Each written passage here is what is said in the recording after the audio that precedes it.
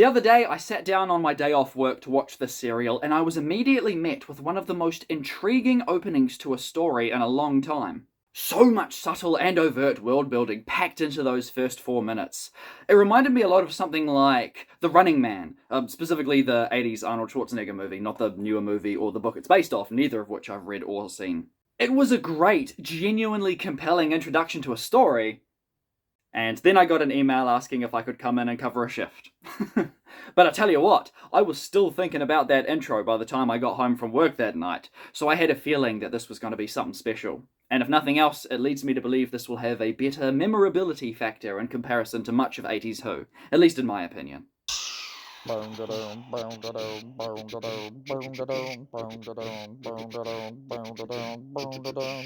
the 80s. I apologise for any background noise throughout this video. There's a lot of building maintenance going on, and it's really frustrating, and I couldn't do any recording yesterday because there was a very loud festival or something going on next door. And then today, there's like drilling and banging, and it's so annoying, and I need to get this done because it's my only time I have off this week.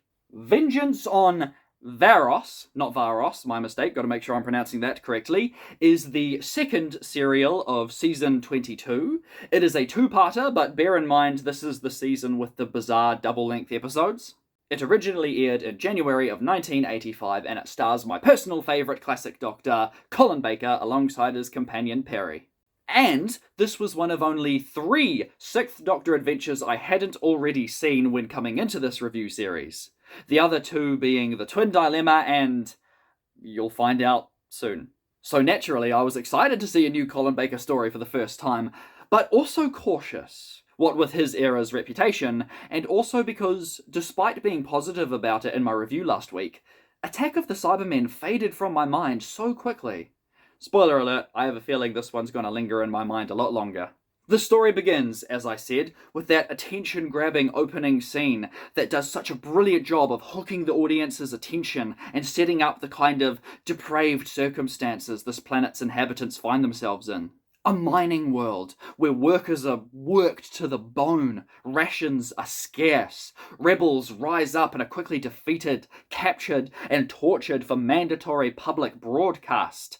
And behind it all is a failing system full of bureaucracy and an evil, greedy space slug manipulating it all as well. Most of that is all set up in the beginning, but it's constantly built upon and added to as the story goes on. And having that narrative device of cutting back to a random couple and their reactions to the ongoing broadcast, their arguments, their differences, it just adds so much detail to what is already a really solid plot, and continues to flesh out the world. I strongly disagree with a claim I read where someone found them to be a pointless addition, distracting from the main story, like that random family from Justice League. Seeing their perspective adds a lot, so I reckon their inclusion is a net benefit to the serial. They made me think a lot of the at-home viewers from The Truman Show, or, again, the 80s Running Man. I bring up The Running Man again because, I don't know, I guess it's the most contemporary example I can think of. If I may get a bit over-analytical for a second, I reckon it might have been a deliberate idea that the writer or director was going for, or at the very least, it had something to say about people's consumption of television media and how that increases complacency. Even if that's not the case, and I am just overreaching, one thing remains true. The fictional world created for this story, the planet of Varos and its people, is so well defined and fully thought out. All throughout the story, there are countless little casual line drops contributing to that world building, hinting at previous events in Varos's history. It really felt to me like this was the same level of world building that would go into creating the setting of a full sci-fi show, or at least the main location of a series. Like that cancelled George Lucas live-action Star Wars show. It's like, there's so much content and history and stuff, all that. Forgive me if I'm rambling, but I just really like this setting. I need more Varos stories. I would happily watch a miniseries. This should have gotten a comic book, not Lytton. And it's bolstered by an excellent cast of characters. I was surprised at just how many prominent, important, and memorable side characters they kept introducing as the episodes went on.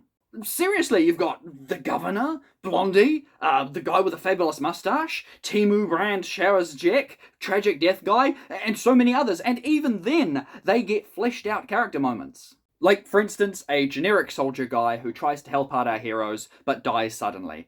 A nobody. Potentially a literal nothing side character.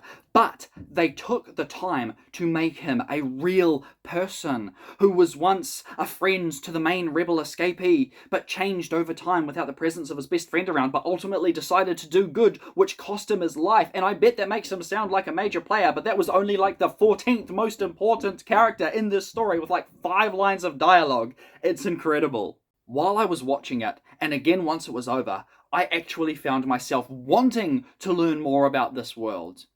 The broken political systems and the constant cycle of doomed governors. The only thing I didn't really care to learn more about were the experiments transmogrifying people into creatures and animals. I don't know, I just kind of found it to be a bit naff, but everything else was superb. Okay, let me be clear.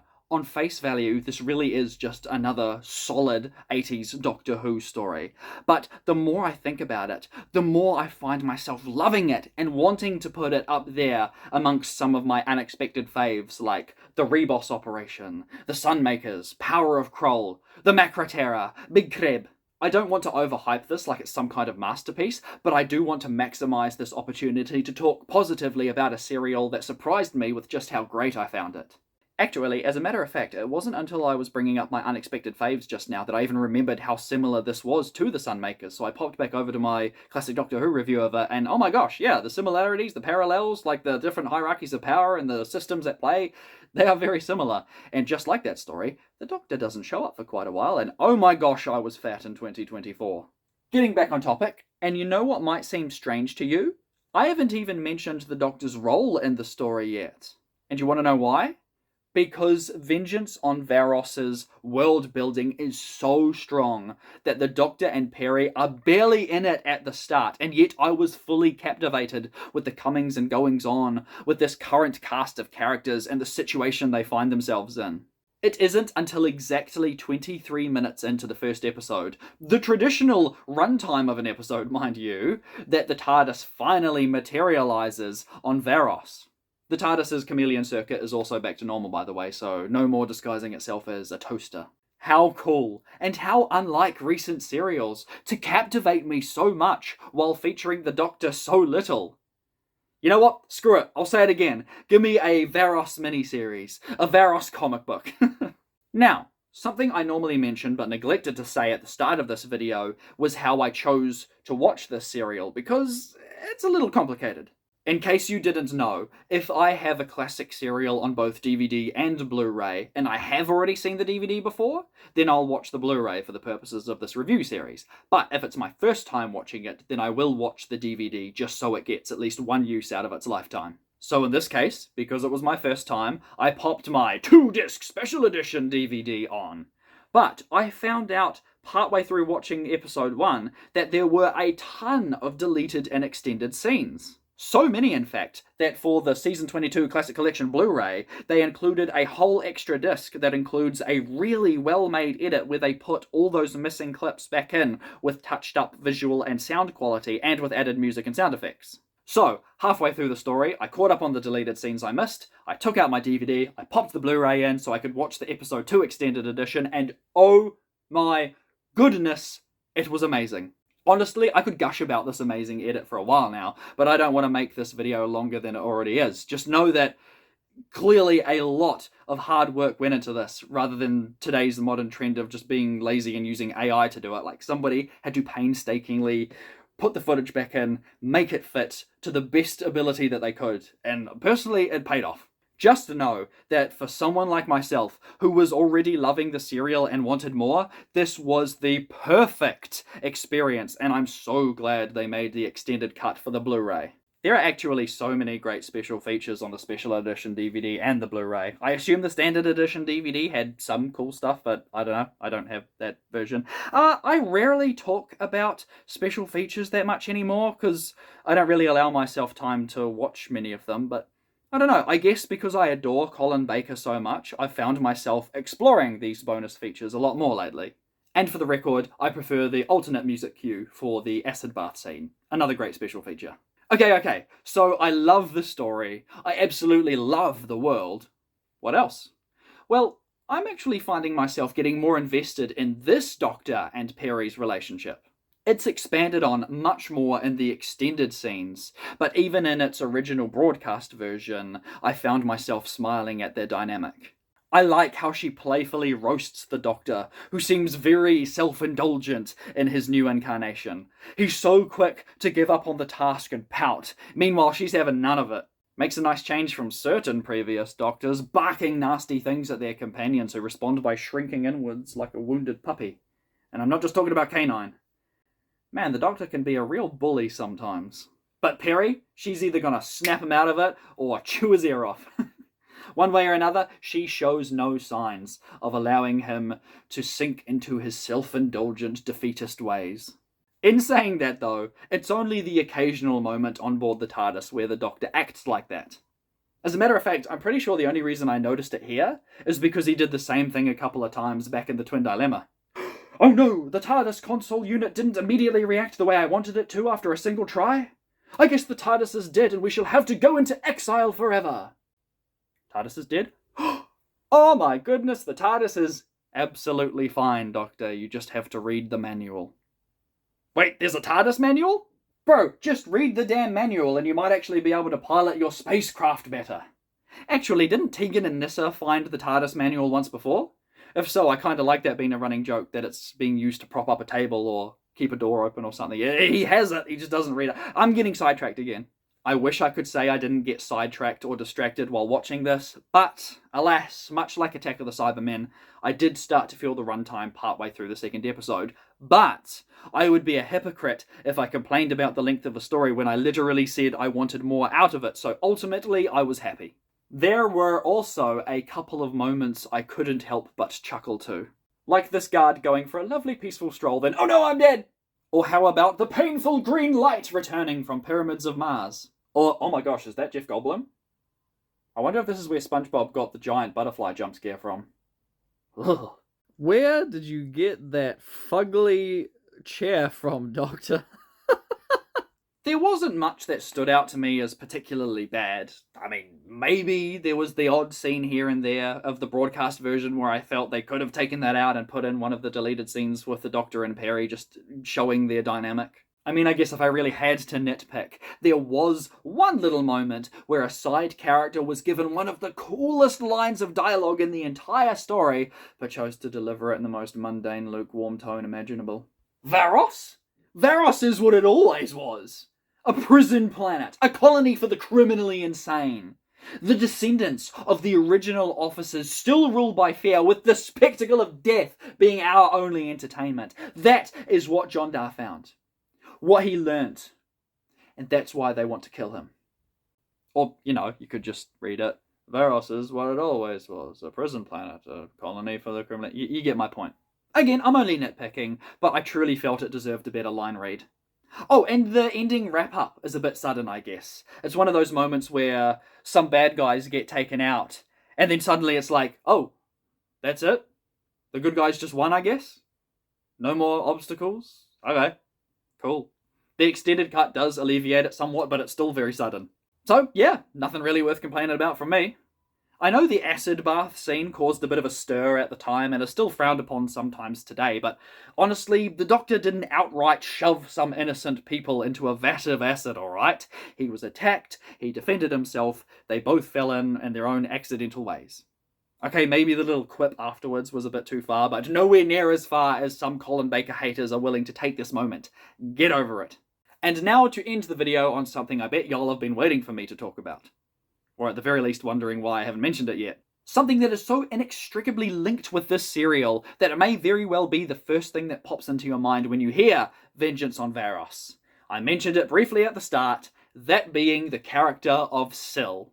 I love, enjoy, admire, I like this character, alright? He's so unique, this slimy little gross creature that is just so distinctly Doctor Who, and the actor who portrays him, wow. I just wanted to set aside some time to give this man his due. I know he shows up again in the series, but since this is his first appearance, I'll talk about him now. Nabil Shaban seemed like an absolute legend. Just reading through his Wikipedia page, it's clear he lived an extraordinary life. Born with osteogenesis imperfecta, aka brittle bone disease, he not only didn't let his ability stop him from doing what he loved, but in fact he thrived and prospered despite it. Reading about his life really hit close to home for me. Growing up with my own younger brother with cerebral palsy, I am well accustomed to reading these heartwarming stories about people with disabilities succeeding where others thought they'd fail. But this guy, he did heaps. He was a playwright, an actor, a producer, working on and in stage plays, movies, TV series, including Doctor Who. He made his own Viking documentary. He co-founded an entire theatre group focused on working with and promoting actors with disabilities. I say again, what a legend. Inspirational. Admirational. I mean, obviously I never knew the guy personally, but from everything I've read, he just seemed so cool. And it sucks, because he only just passed away recently. October of 2025, in fact. Now, I'm filming this today in February 2026, so it was a bit of a gut punch reading all this great stuff about him and his life, only to learn that he just recently passed away. But what an incredible legacy he's left behind, both in the real world and in the world of Doctor Who.